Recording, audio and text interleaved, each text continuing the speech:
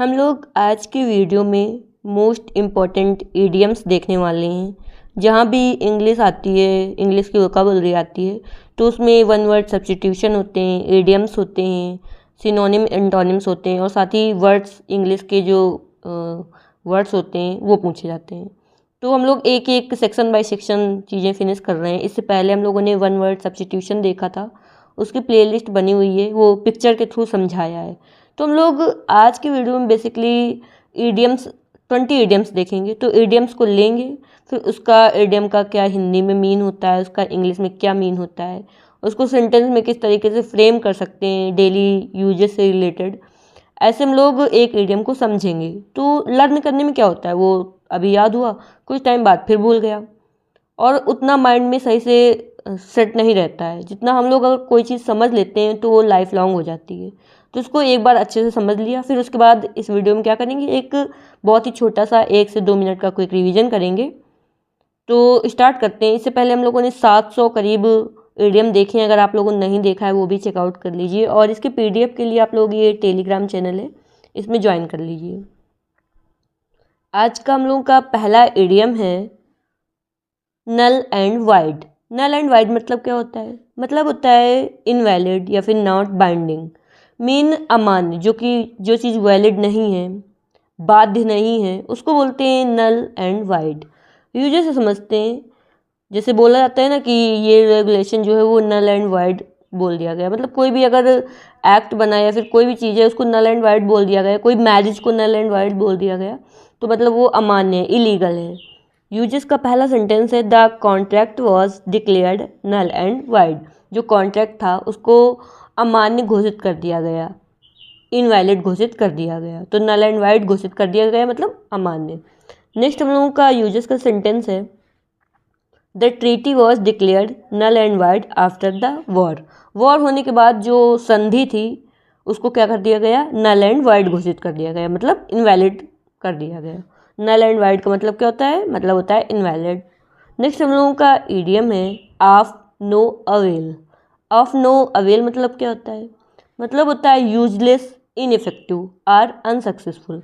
मतलब कि कोई चीज़ व्यर्थ होती है, यूजलेस होती है या फिर इनइफेक्टिव होती है, प्रभाव नहीं होता, उसका इफेक्ट नहीं होता है कोई चीज़ का, या फिर अनसक्सेसफुल होती है, असफल होती है, उसको बोलते हैं ऑफ नो अवेल।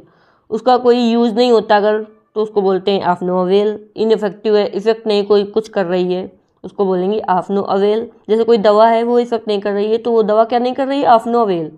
नेक्स्ट अगर सक्सेसफुल कोई नहीं हो रहा है तो उसको बोलेंगे ऑफ नो अवेल। यूजेस से समझते हैं अच्छे से। तो यूजेस का पहला सेंटेंस है his efforts were of no avail. मतलब उसके जो एफर्ट्स हैं, जो काम कर रहा है वो ऑफ नो अवेल है, वो प्रभावहीन है।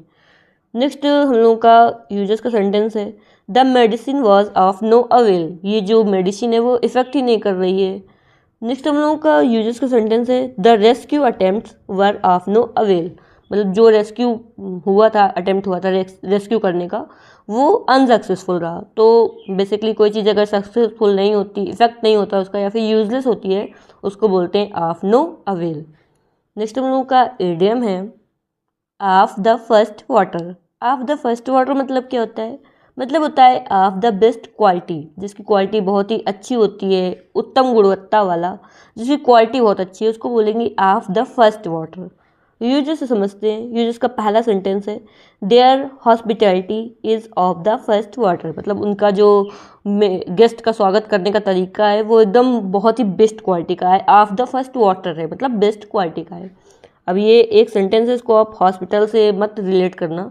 हॉस्पिटैलिटी मतलब होता है गेस्ट का स्वागत करना, उसको बोलते हैं हम लोग हॉस्पिटैलिटी।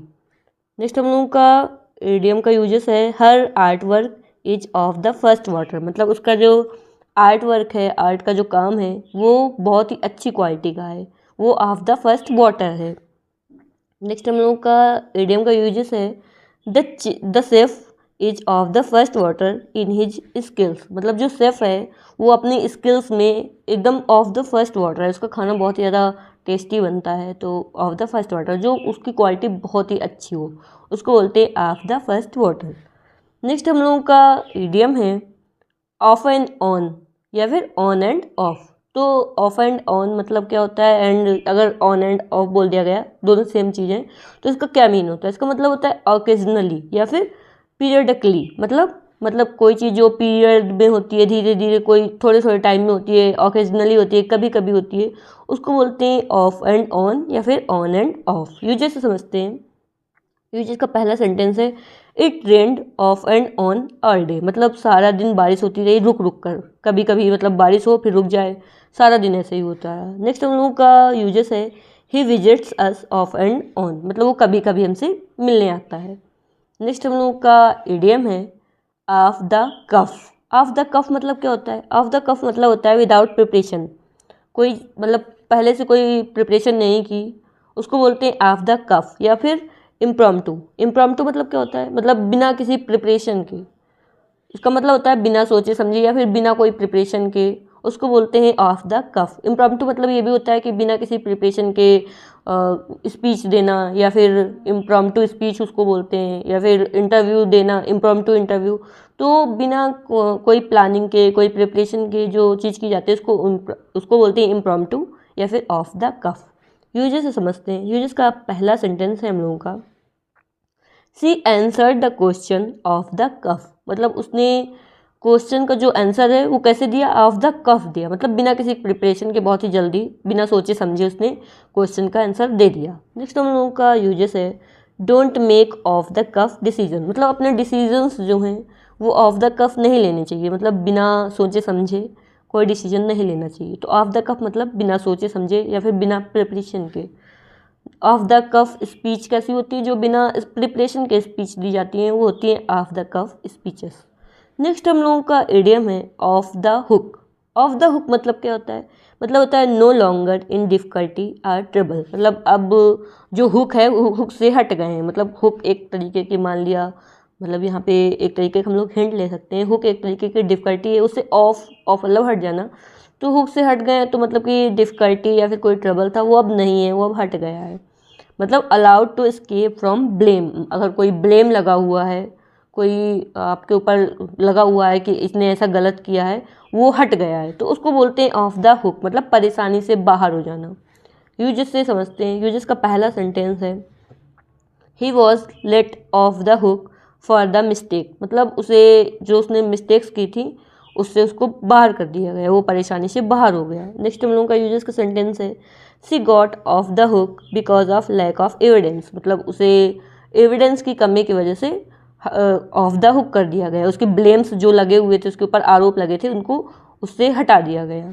तो कोई आरोप लगे हों उसको हट जाना, वो भी होता है ऑफ द हुक, या फिर कोई डिफ़िकल्टी या फिर ट्रबल हट जाना, उसको बोलते हैं ऑफ द हुक, मतलब कोई परेशानी से बाहर जाना। नेक्स्ट हम लोग का इडियम है off the record. Of the record मतलब क्या होता है? मतलब जो रिकॉर्ड में नहीं है, लीगली नहीं है, not recorded for official publication, मतलब कि ऑफिशियल तरीके से नहीं है पब्लिकेशन के लिए, या फिर इनफॉर्मली ऐसे ही है, मतलब कि एकदम फॉर्मल वे में नहीं है, अनौपचारिक है, या फिर कोई सीक्रेट तरीके से, उसको बोलते हैं ऑफ द रिकॉर्ड। रिकॉर्ड में जो चीज़ नहीं हो सकती, जैसे बहुत सारे ऐसे काम होते हैं जो ऑफ द रिकॉर्ड होते हैं, जितने भी, जैसे गलत काम, ब्राइब लेना है, वो क्या ऑन द रिकॉर्ड हो सकता है? नहीं हो सकता ना, वो एक ऑफ द रिकॉर्ड है। यूजेस से समझते हैं। तो जिसका पहला सेंटेंस है ब्राइब मतलब क्या होता है? ब्राइब मतलब होता है कि, बताइए आप लोग क्या होता है, बताओ, आप ही लोग बताओ, इसका आंसर आप लोगों को कमेंट में बताना है। तो इसका पहला हम लोग यूजेस का सेंटेंस देख रहे हैं journalist often get tips of the record, मतलब कि गुप्त रूप से वो चीज़ें एकत्र करते हैं जो जर्नलिस्ट होते हैं। नेक्स्ट हम लोगों का यूजेस का सेंटेंस है he told me off the record that he is resigning soon, मतलब उसने एक ऐसे बताया अनौपचारिक तौर से, इनफॉर्मली, कि वो जल्दी ही रिज़ाइन करने वाला है। नेक्स्ट हम लोगों का इडियम है ऑयली टंग। ऑयली टंग मतलब क्या होता है? ऑयली टंग मतलब होता है फ्लैटरी। फ्लैटरी मतलब क्या होता है? मतलब होता है चापलूसी करना, किसी की, मतलब बहुत ज़्यादा बड़ाई करना, उसकी झूठ मूठ में भी बड़ाई करना, उसको बोलते हैं ऑयली टंग। मतलब अपना कुछ भला कराने के लिए किसी को बहुत ज़्यादा झूठ मूठ में बड़ाई करना, समझ लो उसको पानी में चढ़ाना, उसको बोलते हैं ऑयली टंग। तो ये जिसका पहला सेंटेंस है इसका don't trust her oily tongues. Oily tongue मतलब उसके चापलूसी में भरोसा मत करो। नेक्स्ट हम लोगों का यूजेस का सेंटेंस है with his oily tongue he got the job without any skills. बिना किसी स्किल्स के उसे जॉब मिल गई, किस वजह से? अपनी चापलूसी की वजह से, उसने इतना अच्छी अच्छी बड़ाई करी कि उसको जॉब मिल गई बिना किसी स्किल के। टॉयलेटिंग मतलब फ्लैटरी मतलब चापलूसी। नेक्स्ट हम लोगों का इडियम है ओल्ड हैंड। ओल्ड हैंड मतलब क्या होता है? मतलब होता है एक्सपीरियंस, मतलब बहुत ज़्यादा जो एक ही काम कर करके एकदम एक्सपीरियंस बहुत अच्छा हो जाता है, उसको बोलते हैं ओल्ड हैंड। मतलब कोई अनुभवी व्यक्ति, उसको बोलते हैं ओल्ड हैंड। यूजेस से समझते हैं। यूजेस का पहला सेंटेंस है his N old hand eight public speaking. मतलब वो सार्वजनिक जो स्पीकिंग की जाती है, भाषण दिए जाते हैं, उसमें क्या है? ओल्ड हैंड है। नेक्स्ट हम लोगों का यूजेस का सेंटेंस है we hired an old hand to train the new recruitee. तो मतलब कि जो नए रिक्रूटमेंट हुए हैं, तो न्यू रिक्रूटी हैं, उनको रिक्रूटिस को सिखाने के लिए, ट्रेन करने के लिए एक ओल्ड हैंड को हायर किया, मतलब एक एक्सपीरियंस व्यक्ति को हायर किया। नेक्स्ट हम लोगों का एडियम है old head on young shoulders. मतलब एक ओल्ड हेड मतलब ओल्ड हैंड जैसे था वो बहुत दिन का काम करते करते मतलब एक्सपीरियंस, वैसे ओल्ड हेड मतलब बहुत ज़्यादा जिसके पास दिमाग हो। ऑन यंग शोल्डर, लेकिन यंग शोल्डर्स मतलब कम एज का कोई हो। तो इसको समझते हैं to be wise beyond his years. मतलब कि इतनी बुद्धि हो, उम्र से अधिक बुद्धिमान होना। To be wise beyond his years उसको बोलते हैं old head on young shoulders. Uses का पहला सेंटेंस देखते हैं। यूजेस का पहला सेंटेंस है he gives such mature advice. वो ऐसी मेच्योर एडवाइस देता है। Truly an old head on young shoulder. ऐसा बिल्कुल प्रतीत होता है कि हाँ वो बहुत ही बुद्धिमान है, अपनी एज से ज़्यादा बुद्धिमान है। नेक्स्ट यूजेस का सेंटेंस है सी हैंडल्ड द सिचुएशन कामली। वो जो भी सिचुएशन है उसको बहुत ही काम, बहुत ही शांत होकर हैंडल करती है। Like an old head on young shoulder, मतलब ऐसा लगता है जैसे कि उम्र से ज़्यादा बुद्धिमान है। Old head on young shoulder से वो। नेक्स्ट हम लोगों का इडियम है on a wing and a prayer. मतलब होता है with only the slightest chance of success.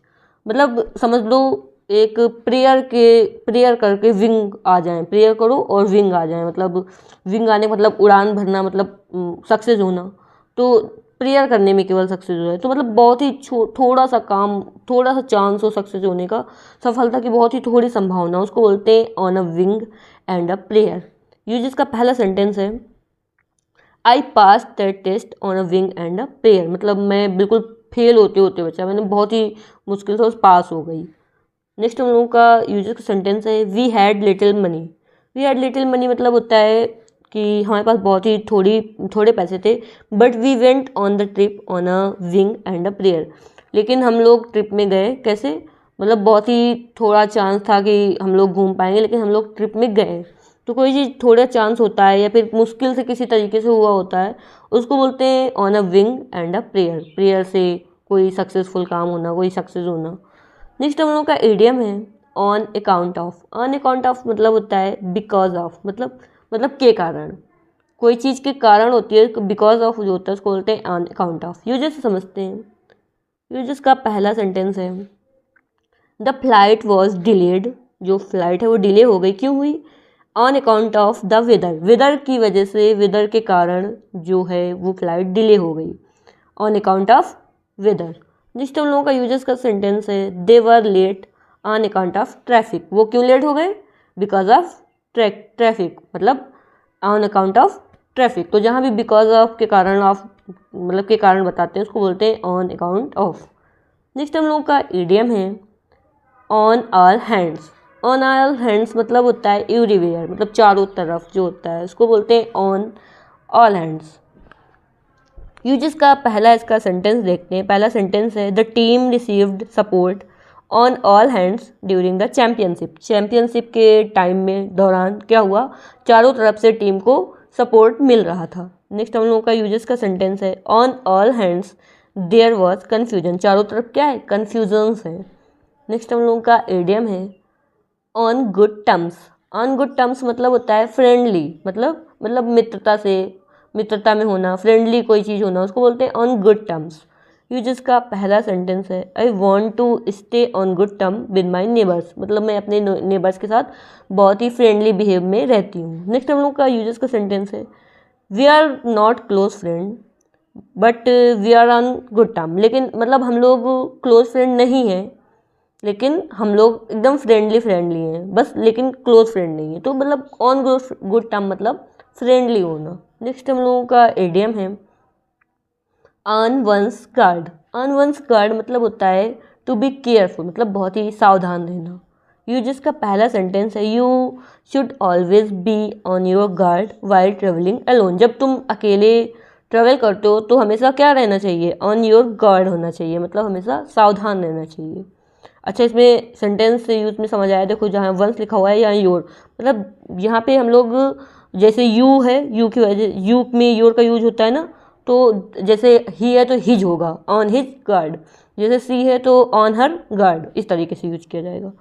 तो नेक्स्ट हम लोग का यूजेस का सेंटेंस है the soldiers were on their guard at the border. मतलब जो सोल्जर्स होते हैं वो बॉर्डर में कैसे रहते हैं, बहुत ही केयरफुल रहते हैं, ऑन देयर गार्ड्स रहते हैं। नेक्स्ट हम लोगों का इडियम है ऑन वंस लास्ट लेग्स। मतलब होता है near to death, last legs होना, एकदम डेथ के करीब होना, अंतिम घड़ी में होना, उसको बोलते हैं on one's last leg. Users का पहला सेंटेंस है the building is old and its last legs. मतलब जो बिल्डिंग है वो ओल्ड हो गई है, बहुत ही पुरानी हो गई है और एकदम वो ख़त्म होने वाली है। नेक्स्ट हम लोगों का यूजेस का सेंटेंस है the battery is on it's last legs charge it सून। मतलब जो बैटरी है वो ख़त्म होने वाली है, जल्दी से चार्ज कर लो। जो चीज़ ख़त्म होने वाली होती है, नियर टू डेथ होती है, इसको बोलते हैं on one's last legs. Next हम लोगों का इडियम है ऑन सैंक्स मेयर। मतलब ऑन फुट, पैदल होने को बोलते हैं ऑन सैंक्स मेयर। यूजेस से समझते हैं हम लोग। यूजेस का पहला सेंटेंस है वी मिस्ड द बस। मतलब हम लोगों ने बस को मिस कर दिया, बस चली गई। So we had to go on shanks's mare. इसलिए हम लोग कैसे जाना पड़ेगा, ऑन सैंक्स मोर, मतलब ऑन सैंक्स मेयर, मतलब पैदल जाना पड़ेगा, ऑन सैंक्स मेयर मतलब पैदल। नेक्स्ट हम लोगों का इडियम है he travels to school on सैंक्स mare every day. मतलब वो डेली स्कूल कैसे जाता है, पैदल जाता है, ऑन सैंक्स मेयर जाता है, ऑन सैंक्स मेयर मतलब पैदल। नेक्स्ट हम लोगों का इडियम है on tenterhooks. On tenterhooks मतलब होता है इन सस्पेंस एंड एंजाइटी। मतलब एकदम चिंता में होना, सस्पेंस में होना, उसको बोलते हैं ऑन टेंटर हुक्स। इधर उधर एकदम दिमाग में समझ में नहीं आना, एकदम सस्पेंस में होना। यूजर्स से समझते हैं। यूजर्स का पहला सेंटेंस है she was on tenterhooks waiting for the exam result. वो बहुत ही एंजाइटी में अपने रिजल्ट का वेट कर रही थी। नेक्स्ट हम लोगों का यूजर्स का सेंटेंस है he is on tenterhooks about the job interview. Job interview के लिए टेंटर हुक्स में था, मतलब किस में था, एकदम एंजाइटी में, टेंशन में, चिंता में था, तो टेंशन में होने को बोलते हैं ऑन टेंटर हुक्स। नेक्स्ट हम लोगों का इडियम है on the brink of. On the brink of मतलब होता है एट द पॉइंट ऑफ। मतलब कगार पर, एकदम किसी चीज़ के कगार पर, ब्रिंक में होना, उसको बोलते हैं on the brink of.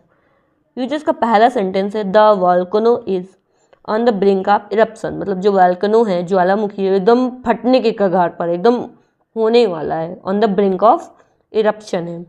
Next हम लोगों का यूजर्स का सेंटेंस है the patient was on the brink of death. जो पेशेंट है वो डेथ के करीब है, डेथ के कगार पे है, और उसके ब्रिंक पे है, ऑन द ब्रिंक है, ऑन द ब्रिंक ऑफ मतलब at the point of. Next हम लोगों का इडियम है on the brink of disaster. On the brink of disaster मतलब होता है वेरी क्लोज टू फेलर। मतलब बहुत ही ज़्यादा फेलियर के करीब होना, असफलता के कगार पर होना। ऑन द ब्रिंक ऑफ मतलब होता है, क्या होता है, मतलब के कगार पर होना, एकदम उसी के ब्रिंक में होना।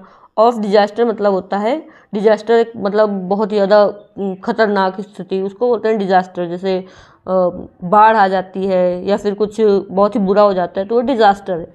तो असफलता के कगार में जो होता है उसको बोलते हैं on the brink of disaster. Users का पहला सेंटेंस है ड्यू टू पुअर प्लानिंग। जो प्लानिंग है वो अच्छी नहीं थी, खराब थी। The event was on the brink of disaster. जो इवेंट है वो असफलता के कगार पे है। नेक्स्ट हम लोगों का यूजर्स का सेंटेंस है the nation was on the brink of disaster during the civil war. Civil war जब हो जाता है तो जो नेशन है वो किस में होता है, वो असफलता कगार में होता है, बहुत ज़्यादा फेलियर होते हैं, डिजास्टर्स आ जाते हैं। तो हम लोग इन 20 इडियम्स समझें। अब इनका फटाफट क्विक रिवीजन करते हैं ताकि हमारे लोगों के माइंड में सेट रह सकें। और कितना पहले हम क्या करेंगे, ये जो इडियम है, इडियम आप लोगों को देखना है, फिर उसका क्या मीन निकलता है ये आप लोगों को फटाफट अपने माइंड में सोचना है। तो ये बहुत ही जल्दी क्विक रिवीजन होने वाला है। स्टार्ट करते हैं।